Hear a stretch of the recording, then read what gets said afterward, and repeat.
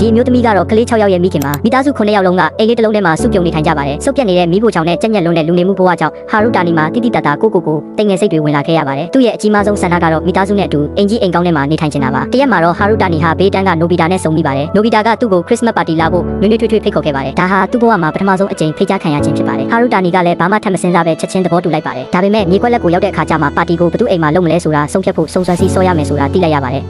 ကန်ဆိုးကျင်တော့ရှုံးတဲ့လူကဟာရုတာနီဖြစ်နေခဲ့ပါတယ်အားလုံးကပျော်ပျော်ပပနဲ့ဝမ်းသာအားရအော်ဟစ်နေကြတာကိုကြည့်ပြီးဟာရုတာနီခမသူ့အိမ်ချင်းတွေကိုထုတ်မပြောရရှာပါဘူးဒါပေမဲ့အခုတော့ဘာဆက်လုပ်ရမှန်းသူမသိတော့ပါဘူးဒါပေမဲ့အားလုံးကမြေခွက်လက်ကိုခရစ်စမတ်လက်ဆောင်တွေယူလာကြတဲ့အချိန်မှာတော့ဟာရုတာနီတယောက်အရေးရောင်တော့မတွေ့ရပါဘူးသူဘယ်မှာနေမှန်းလဲဘယ်သူမှမသိကြပါဘူးအားလုံးလူခွဲပြီးလိုက်ရှာနေတော့မှပဲနိုဘီတာကပန်းချံတွေကဒန်းပေါ်မှာထိုင်နေတဲ့ဟာရုတာနီကိုတွေ့သွားပါတယ်သူ့စိတ်ထဲမှာတစ်ခုခုကိုလေးလံစွာခံစားနေရတဲ့ပုံပါပဲနိုဘီတာနဲ့ဒိုရေမွန်တို့လည်းသူ့ကိုမနှောက်ယှက်ချင်တာနဲ့ဟာရုတာနီထွက်သွားတဲ့အထိစောင့်ပြီးသူ့နောက်ကိုမြို့ပြင်အထိလိုက်သွားခဲ့ကြပါတယ်အဲ့ဒီနေရာကတိတ်ကိုတိတ်ဆိတ်လွန်းတာကြောင့်ဒီနေရာမှာတကယ်ပဲလူနေလို့ရရဲ့လားလို့နိုဘီတာတောင်တွေးမိပါတယ်တောင်ဆောင်ကိုရောက်တဲ့အခါမှာတော့ဟာရုတာနီအိမ်အိုလေးတစ်လုံးနဲ့ဝင်သွားတာကိုသူတို့မြင်လိုက်ရပါတယ်နိုဘီတာနဲ့ဒိုရေမွန်တို့လည်းအနားကိုတိုးပြီးသတင်းပေါက်ကနေချောင်းကြည့်လိုက်ရလုံးဝအံ့ဩသွားခဲ့ရပါတယ်နိုဘီတာကသူ့ခန်းလေးဟာတော်တော်လေးကျဉ်းတယ်လို့အမြဲတွေးခဲ့တာပါဒါပေမဲ့ဒီလိုဟောင်းနှံဆုပ်ပြတ်နေတဲ့အိမ်လေးထဲမှာလူအများကြီးပြုတ်သိမ့်နေထိုင်နိုင်လိမ့်မယ်လို့မထင်ထားခဲ့ပါဘူးငယ်သေးတဲ့ကလေးတွေအတွက်နေရာအလုံးလောက်ရအောင်မိခင်ဖြစ်သူကတားကြီးဆုံးကိုအပြင်ထွက်ပြီးစာဖတ်ဖို့ပြောပါတယ်ဒါပေမဲ့အပြင်မှာကတိတ်ကိုချမ်းလွန်းတာကြောင့်အကိုကြီးဖြစ်သူကအပေါ်ကပကတ်ထဲတက်ပြီးစာဖတ်နေရရှာပါတယ်လက်မှုအလုပ်တွေလုပ်နေရင်းနဲ့မိခင်ဖြစ်သူကကလေးတွေကိုတောင်းပန်ရှာပါတယ်သူမသာပတ်စံပို့ရှာနိုင်ရင်အိမ်ကြီးကြီးကိုပြောင်းနိုင်မှာပါဟာရုတာနီရဲ့ပုံစံပြက်နေတာကိုမိခင်ဖြစ်သူသတိထားမိဖို့တိတ်မကြလိုက်ပါဘူးစိတ်ညစ်စရာတွေကိုရင်ထဲမှာမျိုးတိတ်မထားဖို့တားဖြစ်သူကိုပြောပါတယ်ဟာရုတာနီလည်းအကြောင်းစုံကိုဖွင့်ပြလိုက်ရပါတော့တယ်ဒါကိုကြားလိုက်ရတဲ့အခါမိခင်ဖြစ်သူလည်းတော်တော်လေးအံ့ဩသွားပါတယ်ဘာလို့လဲဆိုတော့ဟာရုတာနီမှာပုံမှန်ဆိုတငယ်ချင်းတယောက်မှမရှိလို့ပါ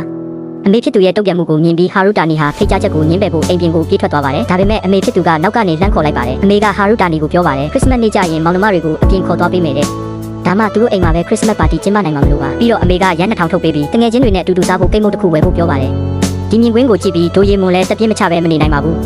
တကယ်ကိုမုံမြက်လာတဲ့မိခင်တယောက်ပါပဲနောက်တော့သူတို့နှစ်ယောက်မြေကွက်လက်ကိုပြန်သွားပြီးအားလုံးကိုခရစ်စမတ်အစီအစဉ်ကြောင်းပြောပြလိုက်ပါတယ်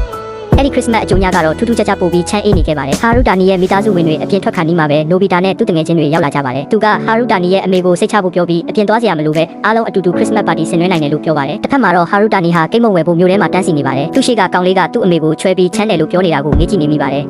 ဒီမြင်ကွင်းကိုကြည့်ပြီးသူ့အမေလည်းအခုချိန်အပြင်မှာအေးအေးဆက်ဆက်နဲ့ရှိနေမှာပဲလို့ဟာရုတာနီတွေးမိသွားပါတယ်ကိတ်မုံဝယ်ဖို့ဟာရုတာနီအလက်ရောက်လာတဲ့အခါမှာတော့သူတွေဝေသွားခဲ့ပါတယ်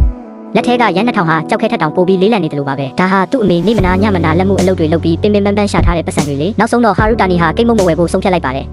သူ့အမေကိုအမြန်ဆုံးပဲတွားရှာချင်နေခဲ့တာပါအဲ့ဒီအချိန်မှာသူဆင်းရဲတာကိုရင်ထဲကနေအလိုမကျဖြစ်မိပါတယ်တစ်ခါတော့ပဲဖြစ်ဆန္ဒဆွဲကတ်ချင်ပေမဲ့သူအဲ့ဒီလိုမလုပ်ရရှာပါဘူး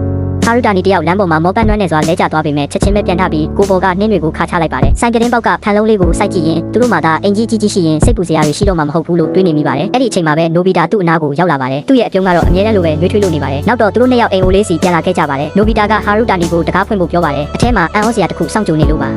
ဟာရုတာနီလည်းစိုးရိမ်စိတ်နဲ့တကားကိုဖွင့်လိုက်ပါတော့တယ်